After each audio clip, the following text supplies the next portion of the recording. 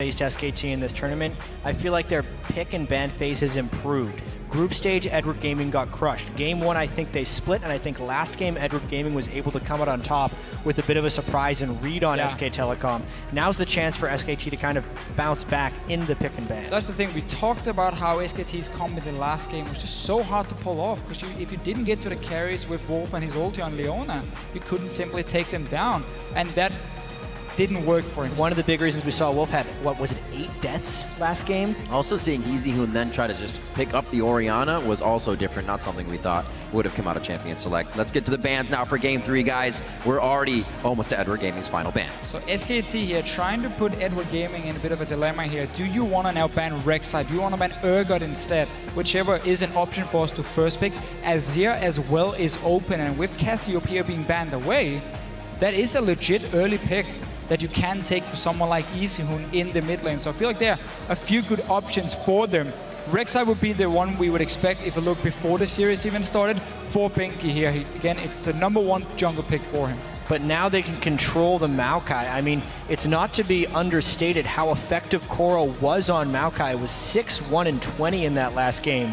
Super hyper tank, and they can combo the things that they won with last game. They're putting the emphasis on SKT to then adapt to what EDG just did last game. Seeing as EZHoon mainly plays these big team fighting mages that sits back, not all in champions, running so much engage, especially guaranteed lockdown with the Maokai and then even a flash tables from an Annie, is going to make it very tough for EZHoon in the fights, because you know he's going to sit back there, you know he's going to be open for these engages. So Edward Gaming is really drafting against EZHoon very much.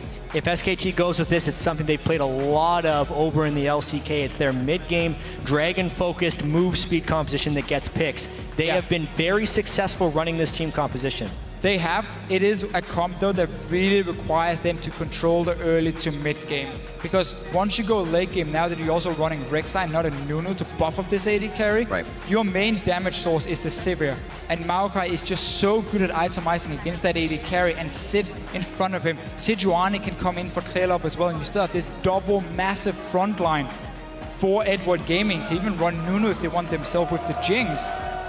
So SK Telecom are really looking to get early dragons and close out this game. We're talking 35 minutes at max 40 for them. Otherwise, they're really going to run out of damage compared to what EDG is going to be building up here. I was going to say, he blind pick a Kassadin for himself. Is the Nunu the lock-in? Huge upgrade for Jinx there with the Blood Boil as well. They could be crushing down turrets if they get the right map positioning, and EDG shows quite the composition already. Final pick for Pawn here after SKT finalizes. And there are a few reasons for this Nunu pick for EDG. One, of course, you buff up the Jinx. That's fantastic. You can even go with Zia as a last pick, who also benefits from the Blood Boil. But the vision control Nunu brings against a composition that has to create picks by catching you out is so big for EDG. And the fact that we're going to be seeing a lot of Dragon contests this game. That's the way that SK Telecom is going to try and snowball this one. I really wonder here what Marin is going to use as his top lane pick. He is not a Lulu player. That is a mid lane Lulu for EZHoon. 99% chance right here. And normally SK Telecom wants to run this with the Maokai because it creates picks and can be that big tank lane. A Rumble here does completely change the complexion of this team comp. The thing is, they feel like they need more damage in their comp because they're against double tank, because they only have a Sivir with a Lulu buff. The problem is, once again, you run with a single tank. That's the Rek'Sai against a Jinx and Azir, which is what I would guess at least would want to be the pick, also with the Nunu earlier being locked in. So there's so much damage from EDG in the backline that Rek'Sai won't do anything on his own. And SK Telecom, once again, they rely on mid-game picks and fights around the Dragon. If EDG can keep wards down to it, spot where SKT is coming from and not be caught out, and just play somewhat passive, honestly, get to 2 items on Azir and Jinx, they're going to be more than fine. The team fight potential with the double tank and then the double damage dealers of epic proportions there in Azir and Jinx is a tremendous team fight composition. Then you look at SKT, they have won with this before. Yes. Save for the Rumble right here. Another incredibly fascinating pick and ban phase right here, because you can tell that SK Telecom has a strategy in mind, and Edward Gaming keeps throwing some kind of wrench into it and breaking it up a little bit. Seeing as EDG has struggled around Dragons in the past, and that they tend to be caught out if they try and go in clear vision, I can definitely see why SKT want to draft this comp here and say, we're going to see if you have learned anything. We're going to see if we can keep catching you out, because we know you tend to play a bit too far forward when it comes to fighting around the map. And that's what they're building for completely. Well, we've seen one game go the way of SKT completely in their favor. EDG made SKT walk to the beat of their drum in game 2. A lot of people on social media for that game were wondering why EDG didn't close it out faster. I think they just gate themselves with Barons and then they win the game. It's obviously their prerequisite. You see the coaches shaking hands here as we get ready to enter into game 3. You know the drill as well at home and here at the arena at LOL Esports with either hashtag SKT win or hashtag EDG win. We'll be counting up those votes and sharing the results shortly. As Grandpappy Riv the First would always say, we are on the rift. Right on. Where are you guys? Where'd you go? We're gonna start this one off. Let's see what they got for each other. SKT walked themselves into a pretty bad fight last time as EDG was able to meander through the top side of the jungle, get themselves into great positioning. Yeah, the strangest thing about the last invade was that EDG was spotted out completely by a ward, and then SKT decided to go in again. That was also a slightly different lane matchup where Deft didn't necessarily want to be in a 2v2 lane. Jinx and Sivir have an interesting 2v2 matchup here that they're willing to lane against because of the Dragon emphasis in this game. Right, so yeah, a few things for SKT here. First of all, Ruby Crystal for Marin in the top lane. That's what you do if you expect a one-on-one against Maokai and you want a very early haunting guys when you go back, so you can once again start fighting around these early dragons and you can become a bit of a bully in that lane with early magic penetration. At the same time, as you just said here, you want to keep your bottom lane on the bottom side of the map so you have that control around it. What they normally do with Lulu mid is they try and push the wave as often as possible, and then you have EasyHoon who can whimsy himself to start roaming between the lanes and start catching up people with Bengi on this Rek'Sai here, and that's how you start creating picks already from the laning phase. And it's actually EDG going with a lane swap here. I wonder whether or not Clearlove can do enough to contain Bengi in the roam game. That was a late swap back right there for EDG. They showed the defensive lines in the normal place, realized there weren't going to be any lane scouting wards, safely recalled, and then they have come back here. This is going to be revealed as soon as the lane swap happens, but outside of that, SKT is expecting normal lanes right now. You guys are saying very safe with that line of scrimmage in wards right along the river. Now with SKT getting that knowledge at the top lane, I believe they did just see Deft walk out. So because there's no wards for SKT to try and spot what's happening at level 1, and they were most likely expecting standard lanes, they're not sending in Wolf to check the blue buff of EDG, which means Clearlove has been able to start on the weak side. That means the opposite side of where your dual lane is going, and get the blue buff so they don't risk Wolf suddenly walking in, start harassing them and trying to poke them away and completely take over the bottom side of the map. And what EDG has done before as well is then they place early wards and try and get a Rift Scuttler near this dragon to see if anything is happening. Bengi didn't get it. So Clearlove has managed to get some control on the bottom side of the map, got the blue buff as well. You can see Bengi moving there because for him to go his own blue buff can be risky now, seeing as there are two members on the top side from EDG that can go down and try and stop him. It was just that entire guessing game that EDG was able to win right there. You expect with the defensive line wards and the anti-Jinx being a pretty good lane 2v2 up against Sivir Thresh to go for that lane swap. It's a strategic move that mainly has the element of surprise, but surprise they did, and now they have a real chance of 3-buffing Bengi. Also have a real chance of getting some of those early kills that they love. They have the Wolf Spirit, however, and they are seeing. This is dangerous. Like going to get a little bit of pressure from Bengi. Smite fight coming out both. Actually, Bengi's is down here from that Wolf Spirit, as we just saw, so not really a smite fight, but still going to try and pressure their buffs. That Ignite is pulled out of some kill pressure from Mako's lane. Flashes, however, are being burned, and SKT are again finding themselves quite down in the beginning of the fight. Pawn and EasyHoon going 1v1 here as we just kind of waltz over to the right, and they both have to flash. No, one summoner spell, sorry, on Pawn's side. EasyHoon has to flash. I very much disagree with Koro teleporting into this blue buff here. He had a free lane in the bottom lane, one-on-one against the Sivir. Same level, you can see the wave down here is even, and he'd already picked up 11 CS.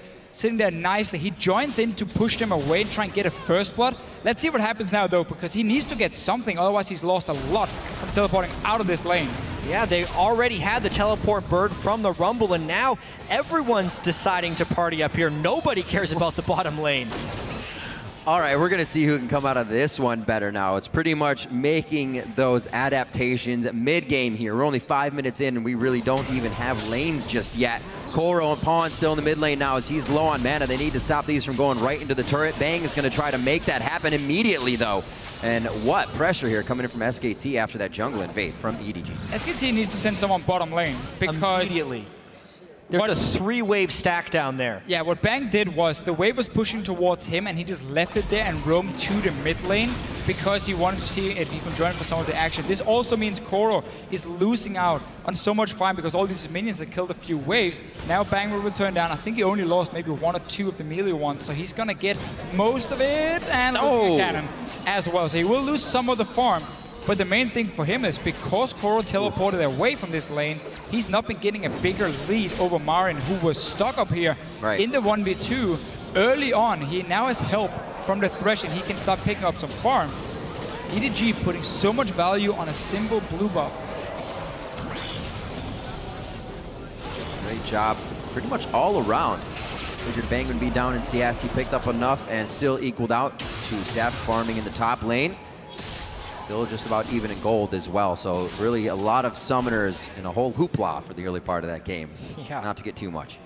It ends up being kind of even. Although EDG had the opportunity to pull an experience advantage, they just would have had to give the blue buff over, which would allow Bengi maybe some control over that side of the map. But even so, I'm completely on Officio's side right here. Koro could be so far ahead in this game right now, but instead he is just equal with Marin and going with that double thorns. But Clear Level will continue to try and do this invading Nunu. They're potentially falling behind here. They've sacrificed a lot of time in order to try and pull off some of these buff invades. The standard Nunu start with the early side stone, and with them pushing the top lane, one of the reasons EDG did it, first of all, they obviously came late into the lane, so they couldn't build up the freeze at first, but it was also to see if they could force SK Telecom to send someone like Wolf up onto the top side and help Marin. That meant there was no dragon pressure for SKT on the bottom side, so Clearlove has been able to ward it up and keep it warded for the entire early game and make sure no early dragons are going down. But now both top laners picking up quite some farm in these lane swaps here. Wolf is down on the bottom side now. Pawn almost finding himself in a 3-pronged attack from the mid lane, but it looks like they're going to get a rotation towards the top side here. Mako just on the backside of Deft.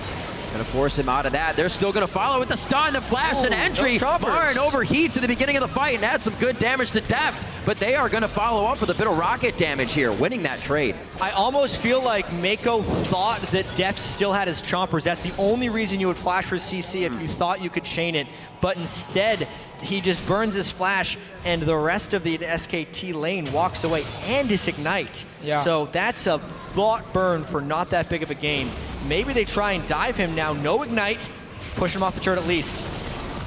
Oh, Mako grabbed the aggro. Marin could go down here. Look like Mako makes it out alive. Bengi is trying to do what he can to keep that aggro onto Clearlove and in range. And it is not going to be enough. One last caster minion. He is low, but he is not dead until he gets a snowball to the face coming in from Clearlove. Pawn getting towards the top side, gets himself out alive as he chugs the potion. That dive was so beautiful. EDG knew exactly what they were doing. Mako tanked the tower at first. Stayed got the last hit, and then Clearlove eats a minion, so he takes another hit, and he stays there. And that's enough for Dev to get a second hit in onto Bengi, and in the end he goes down to Clearlove. Let's see this again here. This is so well played. Look how they are tanking the tower and they're keeping full control of it. Mako takes another one before he steps out of the tower. Then you look at Clearlove. He eats a minion, can take another hit. That one hit is enough for Deft to hit Bengi another time, and then Clearlove can finish him. Flash snowball at the end. Like you said, Officio, perfect execution. EDG is the turret diving team. They specialize in that when they're able to get aggressive. They have to tower dive. It's such an accelerated game. That's one of the main things that can create conflict and strategy in those ones. Wow, ultimate burn by Marin, so now he can't stop the dive. Mako's Annie is everywhere. Another game. Will they keep focus onto Marin? The lantern from Wolf. We saw it happening yesterday, and it could really start to thwart EDG's Jeff ganks has his here. ultimate. He's going to try. Get him out. Is he going to try and snipe? He would have been low enough, but he decides not to. Teleport back to the top lane, so Koro does not miss any of this. Well calculated there. A full wave to him as it comes in on that siege. And we'll have now Bang backing in the top side. That much gold. He's going to spend it out, get an Avarice. So EDG making up for that early teleport here. Koro has now been just sitting and farming in the lane while they went up to dive onto Maren. He lost a lot of minions on the tower, went down for it as well. First Dragon, EDG has kept control on the bottom side, and they just kept pushing aggressively on the top, trying to pull as many members from SKT up there as often as possible. They are playing this early game very, very well. And SK Telecom needs to show they can react now and adapt to what's going on, because the early start they were supposed to have with this comp is not there. And the only thing that could have gone better for EDG is if the double kill didn't go over to Nunu. Clearlove won't be able to translate that into the damage. You really want the two carries of this EDG team to grow, but they will grow naturally as long as they can keep this farm even. The fact that SK Telecom can now only get their first dragon roughly 16 minutes into the game, that's the whole way that they win the game, is by controlling dragons, especially with this Sivir-Lulu synergy, and they are well behind the curve for doing so. The only good thing about these early kills for Clearlove is he can go for like Warmock's armor very early, buff that up with the Cinder Hulk, and he has such a high amount of HP that a Lulu and a Sivir simply cannot take him down. Again, Lulu is gonna really start falling off in terms of damage because she's obviously using her shield on the AD carry. And we have seen Clearlove get a quarter kill at like, what, minute 6, gets 4 kills on a Nunu. But they lost that game. They did, right? That's true. But he was very tanky, he was super tanky. That's what we're trying to prove here. That basically, all right, Clearlove for kills. He was tanky. He was, there you go. Got it. 2-0 as we start this one. EasyHoon gets the blue transfer over as he now tries to give it to Pawn in the mid lane. Not the blue, but the aggression. They still have Ignites up there, so we could see a little bit of kill pressure. Also coming in from EasyHoon. They can use that wild growth effectively.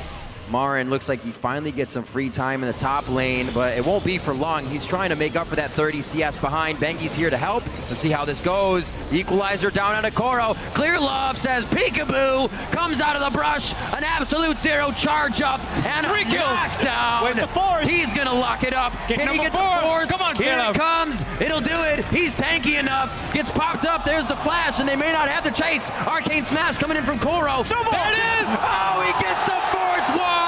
Snowball to the back of the head of Bengi. Clearlove on a rampage, but specifically because that was a great counter gank right there. Whoa! Way commits! Holy moly, Wolf flying in once again, trying to mark that territory. Def says, no way, Jose. And EasyHoon's going pretty hard now. Bang, very low. EasyHoon, however, takes the zap. Is it enough? No, EasyHoon! He throws it himself. Can it be enough? And Mako and Def try to follow this one. They can't serpentine through the minions quick enough. EasyHoon's safe. Everything's starting to fall apart right here from SKT. All 3 lanes suffering damage at this point. One of the worst First, it things. starts in the top lane. Second, EasyHoon's roaming down early, which makes Wolf overcommit for that. They miss all their skill shots. They click on the wrong people. And EDG, with this pressure and aggression, is making SKT make mistakes. And this is really where SKT struggled in the semifinal as well. When they tried to match the early aggression, let's see what happened here. Bengi does stay alive, but in the bottom lane, we saw EasyHoon, he tried to push his wave and then roam down with the Whimsy, as we mentioned with this Lulu. But the engage from Wolf was just way too early. He walks in pre-level 6 as well, trying to land a hook right in front of Deft and Mako. And like Thresh, when he winds up the animation here, you have so much time to react, honestly, for EDG and just instantly blow him up. Yeah, he is a Moby Boots Thresh as well, so the Annie can almost one-shot him alone at level 6. The best that comes out of that is they trade 1 for 1, but they end up losing 2 for 0. And carry Clearlove with the 4 kills, but the rest of the team is pitching in right now, too, with that bottom lane. It's always one of the annoying things when you play Thresh. You feel really tanky in the early game as well, but then you realize you have to pick up these souls here to really start getting some armor. So once you do trade, you're not really that beefy, and Deft takes a very easy kill from that one. 6-0, first dragon. And SKT, by the way, as we have said, is running a composition that doesn't want to go late game. Right, really time working against them on Whoa, big force, 5 people bottom lane. Pawn also over the wall with shifting sands. It's right onto Koro. They're looking to lock down the bottom lane, though. He almost tried to walk past Bengi. They definitely have their eyes on Bang. and on Wolf for that bottom lane. They don't get what they want. They're going to back out. Minute and a half onto Dragon here. It doesn't look like they can actually get too much out of this now that they've missed out on the opportunity. Mid lane's going to get pushed in here by EasyHoon. Actually, some breathing room for SKT. Unfortunately, they will lose the buff, and Marin takes that top turret. Basically just a turret trade right there. SKT trying their best to hold off on any real conflict unless they have a big numbers advantage in the fight. They do have a numbers advantage in this fight until Pawn gets here. Here's EasyHoon. Nice glitter lance to slow down the 3 members of EDG. Don't have too much vision in this brush though. SKT's blind there. Cannot go into it with Clear Love having his ultimate up. It's pretty tanky Nunu. Yeah, pretty tanky. Hey, 4 kills.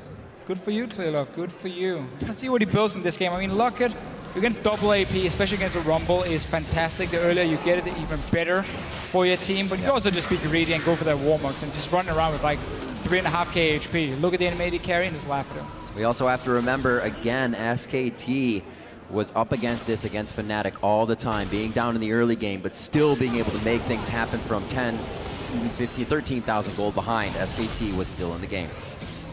Big difference though is Fnatic in those games would run these comps here that really also shine in the mid game. So once we got later on, the gold lead meant less and less because of just the items and the champions you had. Here EDG is running such an insane late game scaling for themselves, having such a big lead. Technically, you should never be able to lose it by now. Right. SK Telecom has to create some picks, and EDG has to really make a lot of mistakes for that to happen. And as far as creating picks, they don't have Maokai or any real home guard teleport threat. So much of the pressure is put onto Wolf to land a death sentence, but he is extremely far behind once again. At that point, Bengi has to tunnel in to find something. It is really hard for SKT to actually create those opportunities that they need to in order for their composition to succeed. The Maokai picks that Koro has taken away from Marin have been so crucial in disrupting SKT's game strategies. We figured that would be the easy fight that they would get. They'd have a very tanky Marin, be able to go into anything, and right now they are being pushed into fights that they never want.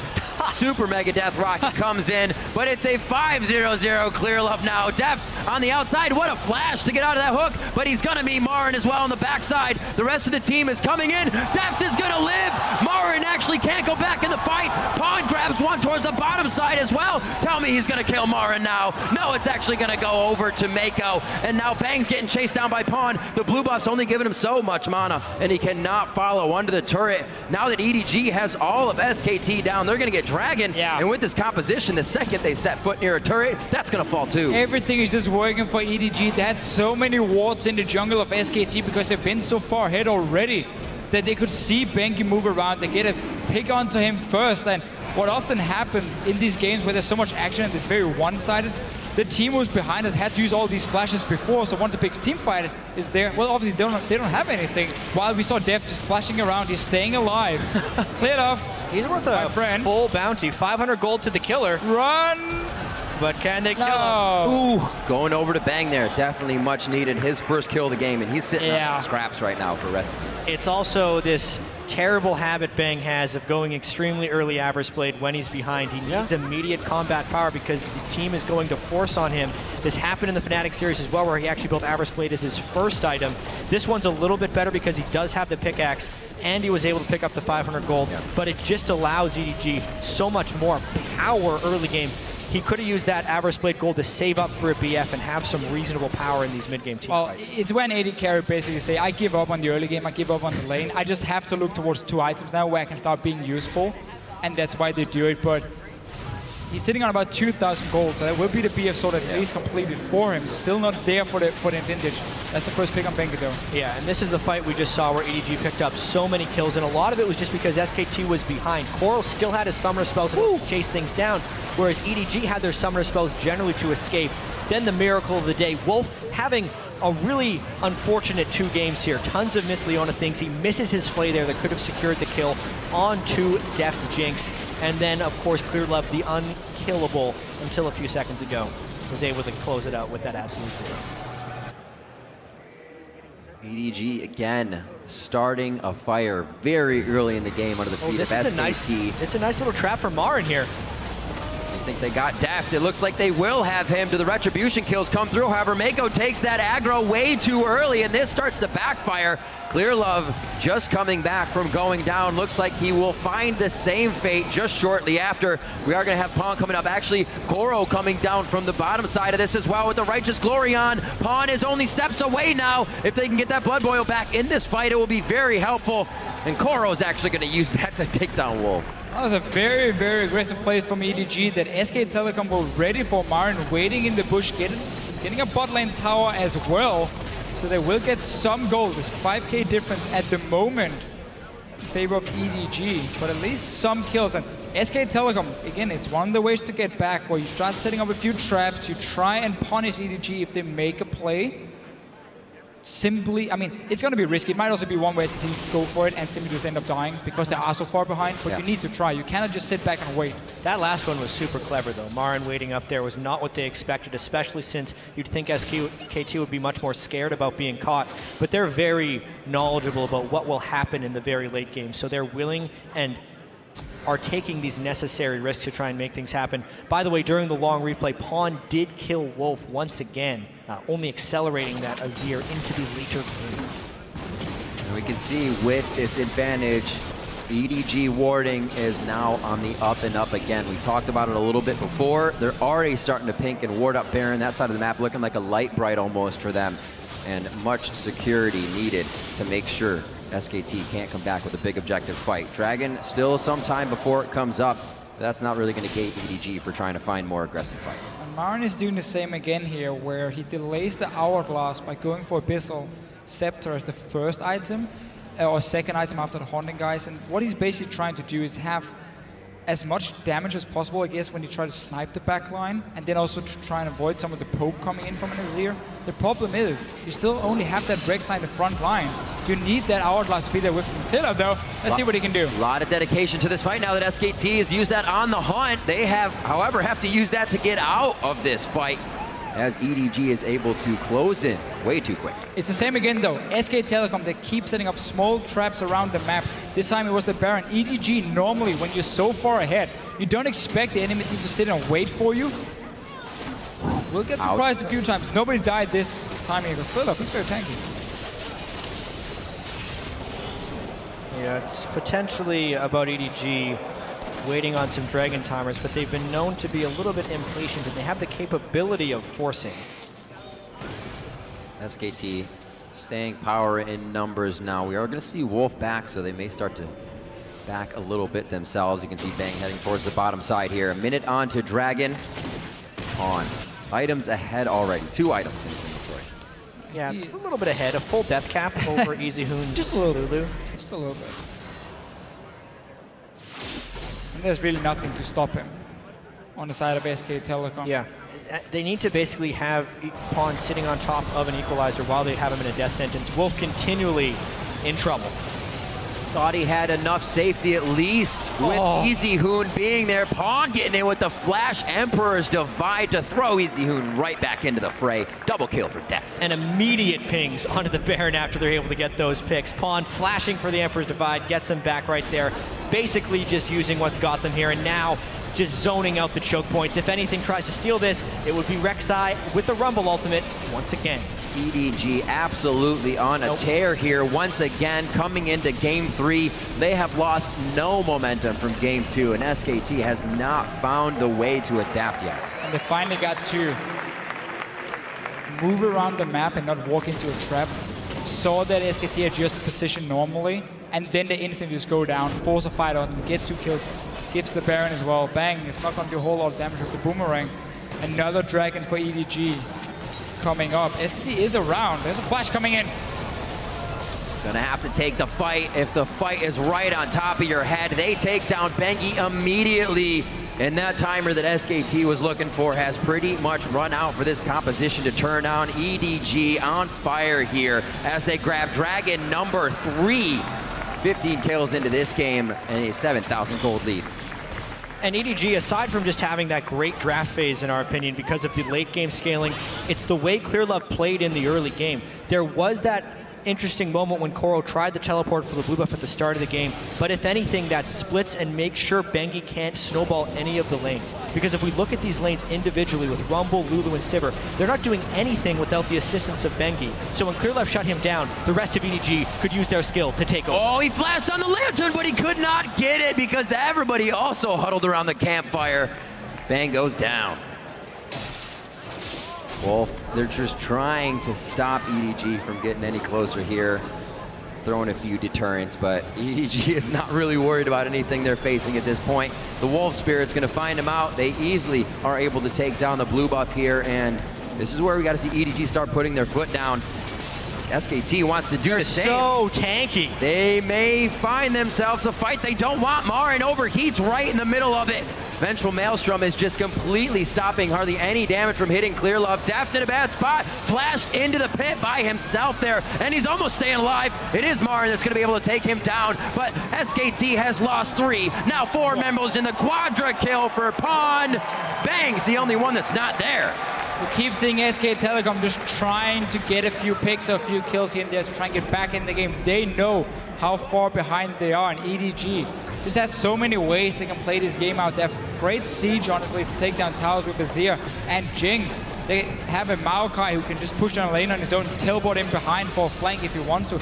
There are multiple ways for EDG to play out this game. And at this point, there is just no damage coming out of the SKT team since they've fallen behind. EZHoon doesn't even have his second major item.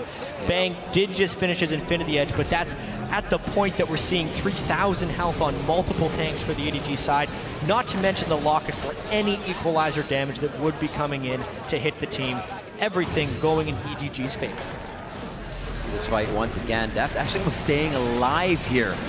You can see what SKT is thinking, because 2 guys from EDG is coming back from the base. So it's only 3 guys for EDG, but they're still so tanky with the Nunu Maokai, and Deft does have good damage already. And once he goes down, well, the next guy just enters with even more damage, honestly, and ends up cleaning house. Clearlove and Koro still staying alive.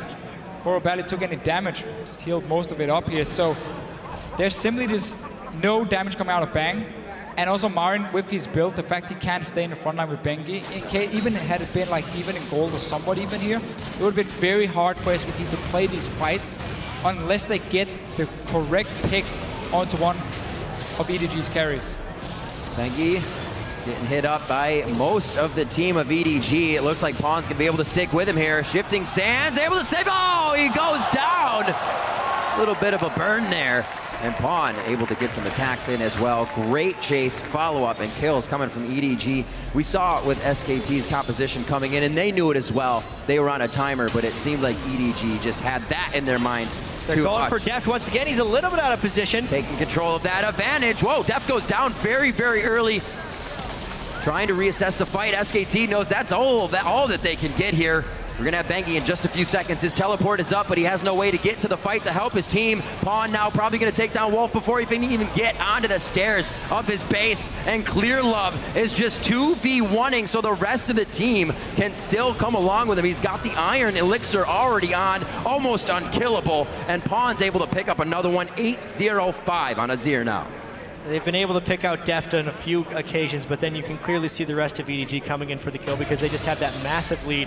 And what I want to talk about now is whether or not SKT brings in Faker for the next game. Because the way Pawn has been able to play this Azir and Cassiopeia and banning the other champion, EZHoon's champion pool being stretched here a little bit, maybe they have to play a more accelerated style. Unless EZHoon is on Cassio or Azir, he has been unable to dominate these games.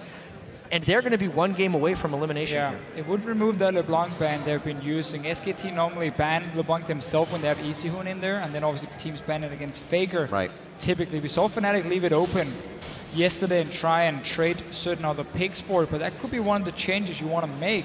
Try and get a bit of a playmaker in there. EZHoon, though, when it comes to playing these standard mages like Azir and Cassiopeia, should be the better pick. So it might not even be the solution. I'm more looking at Maokai and Annie that EDG have been using so well to create these fights and always engage on SK Telecom. What they seem to be weak against is this unexpected hard engage that tends to come, and they don't know how to react in time unless they've pre-planned the whole thing and they predict where you're going. The Annie from Mako offers this hard engage instantly onto them. He goes for the Talisman as well to buff up the team. I think that's one of the things you have to target and remove. If you're even an eye shot of EDG, you're caught. The Talisman of Ascension along with the Righteous Glory is something they go for immediately.